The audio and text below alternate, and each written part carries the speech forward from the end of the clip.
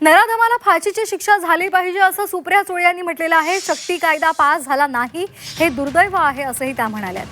सुप्रिया सुळे यांनी घटनेचा निषेध केलेला आहे आणि या संदर्भात त्यांनी या नराधमाला फाशी शिक्षा झाली पाहिजे अशी मागणी केलेली आहे।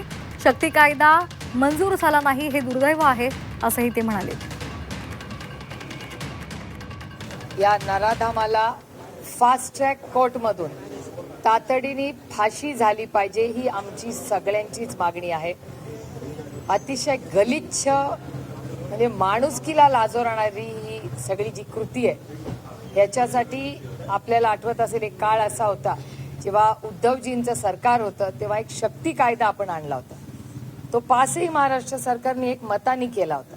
तो दिल्लीला पाठवला पण दिल्लीला तो भारत सरकारने चर्चेलाही आणलेला नाही।